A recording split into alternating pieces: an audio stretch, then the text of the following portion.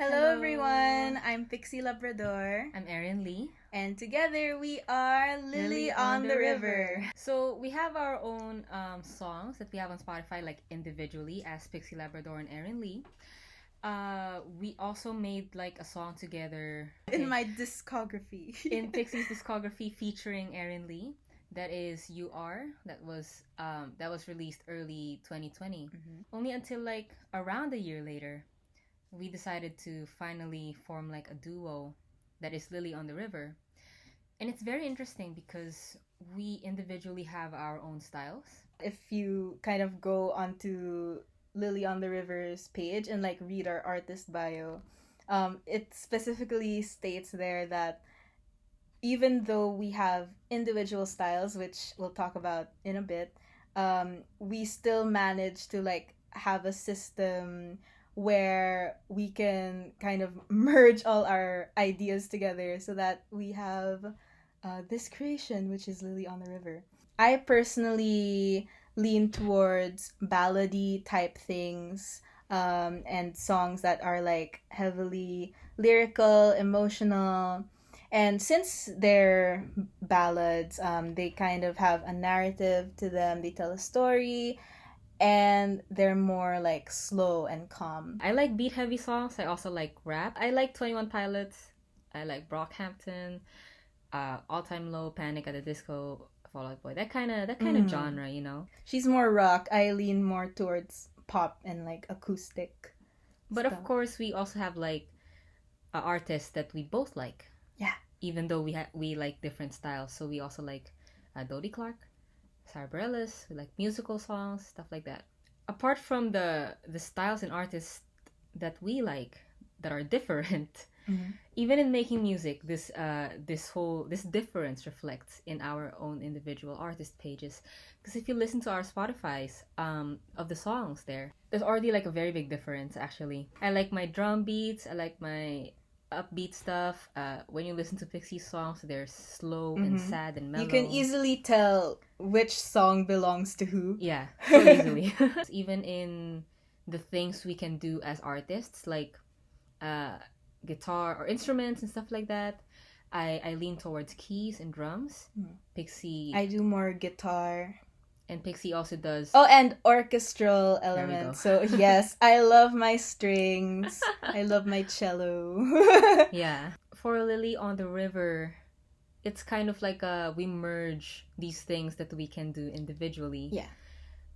And it sounds it's nice. It's nice. So for example, with our debut single, Unhappy Serenity, I wrote most of the lyrics. Because like I mentioned, I'm very lyrical in that sense.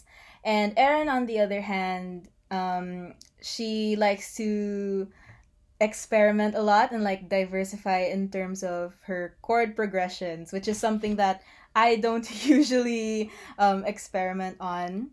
So we took both of those things, We merged them. merged them. Since this is a talk about like us being musicians and what our role is in the LGBT community, I think we can first start off with how it actually became that way. For me personally, it wasn't actually intentional, but the first song I ever published and put out there was for a girl that I liked back in high school. So my first song's called Maybe, and it was kind of my love letter slash confession to her.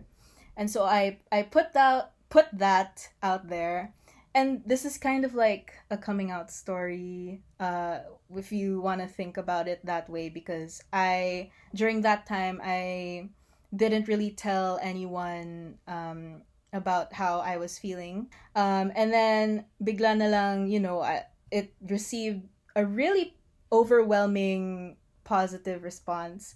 And I got messages from people saying that I've helped them, or like they used that song and like sent it to their own gay crushes so that they could make Amen. And I also helped people like realize their own sexuality with that song. So that's pretty crazy, like how music can help realize like your identity and all of that stuff, like self-awareness and that kind of thing. That's when it hit me that this is what I can do for this community, like just keep writing songs that represent us and the way that we love and the people that we love. And so I think that's why it's so close to my heart. It's very nice din, no, for like as artists of these songs. It's very nice to know that people are like it's like people get you. Yeah. And it's not only do they get validation, you also get validation for your feelings. It's a win-win situation. It's a win-win situation. Nobody loses here. I think it feels very empowering to be part of this generation and to be so connected by social media. And there's so many people who really like are so vocal about us having the rights that we deserve and all of that. Would you say the community is being represented well right now? Not well enough, I would say. Not well enough. Not well but enough.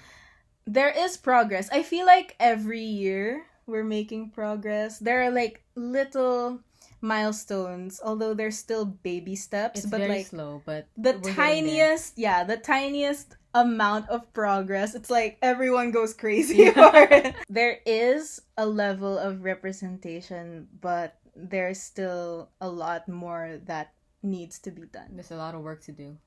Final thoughts. I am happy about the amount of representation that we are getting now. We are would you consider us lucky at this time that we are getting more representation? Or are we still lucky enough? Lucky enough. It's good that we have some representation, but I do hope more people like step out and step up to, give voices to other people who can't, especially in our community where it's not always like easy. Yeah. Because even I personally, I'm out, but it's still like sometimes it's a little scary to like go out and do more things.